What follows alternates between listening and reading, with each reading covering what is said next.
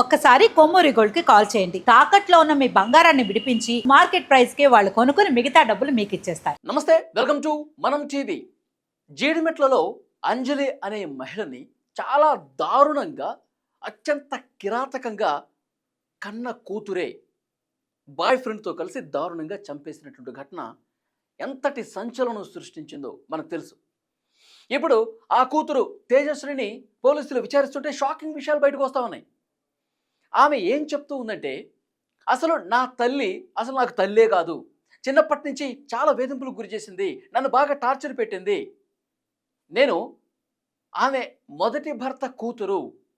చిన్న కూతుర్ని బాగానే చూసుకుంటుంది, రెండో భర్త కూతురు ఆమెను బాగా చూసుకుంటుంది, ఆమెకు అన్ని విషయాల్లో చాలా సపోర్ట్గా ఉంటుంది, చాలా బాగా మాట్లాడుతుంది. కానీ నా విషయంలో మాత్రం ప్రతి దాంట్లో వ్యతిరేకించడమే, ప్రతి దాంట్లో నాకు టార్చర్ పెట్టినటువంటి పరిస్థితి ఉంది.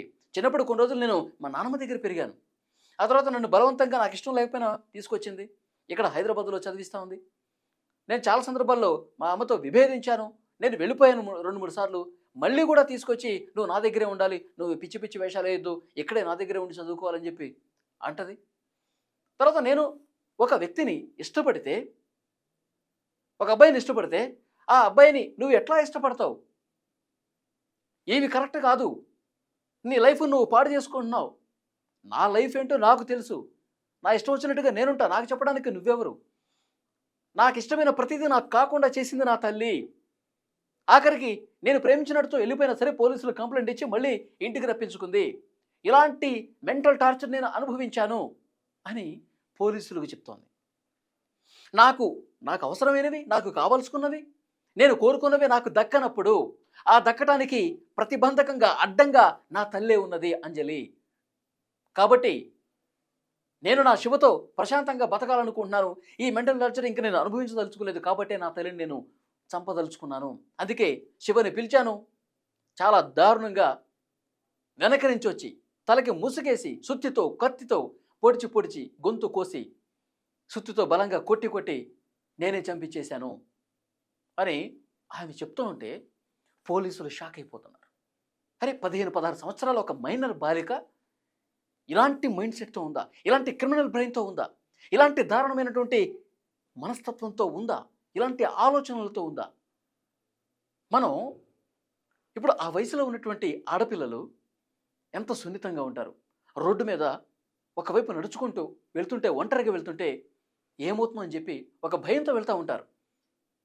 ఎవరు ఏమన్నా అంటారా, ఆకతాయి వెధవులు ఏమన్నా ఇబ్బంది పెడతారని చెప్పి ఆ వయసులో ఉన్న ఆడపిల్లలు కొంత భయంగా ఒంటరిగా వెళ్ళారు. పెద్దవాళ్ళు కూడా ఎందుకమ్మా ఒంటరిగా ఎందుకు వెళ్తావు, పద నేను వస్తానని చెప్పి పెద్దవాళ్ళు తోడొస్తారు, లేదంటే అన్నని తీసుకెళ్ళు అంటారు.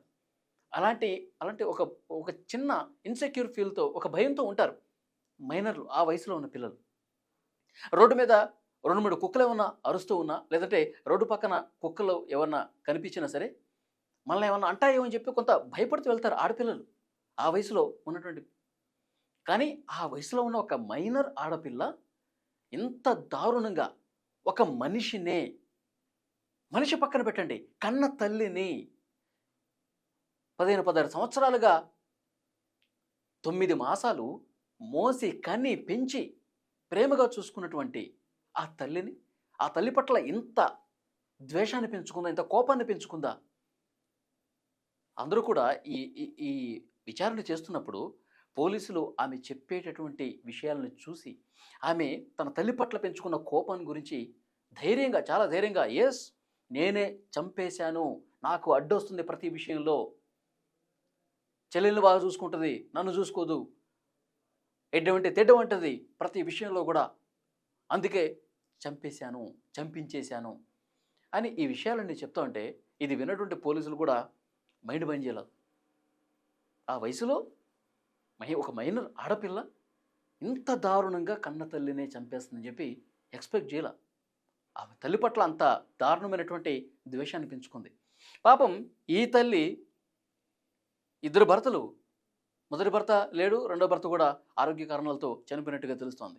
ఒంటరిగా ఉంటుంది 2 అమ్మాయిలతో, పెద్ద అమ్మాయే చంపించేసింది.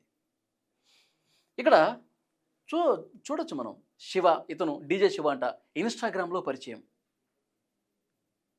కొన్ని రోజులుగా వాళ్ళిద్దరు కలిసి ఉన్నారు, 8 నెలలే. 15-16 సంవత్సరాల పాటు కన్న తల్లితో ఉన్నటువంటి ఈమె కేవలం 8 నెలల ప్రేమ, అది ప్రేమ కూడా కాదు, ఒక వ్యామోహం, ఒక అట్రాక్షన్. ఈ విషయం తెలిసిన తర్వాత అందరూ మాట్లాడుతున్నారు, కళ్ళు నెత్తికెక్కి ఆ వ్యామోహంలో బరి తెగించారు. ఇది ఇంత ఇంత దారుణంగా చేసినటువంటి పరిస్థితి ఉంది. కాబట్టి దీని మీద చాలా సీరియస్గా ఇన్వెస్టిగేషన్ జరుగుతూ ఉంది.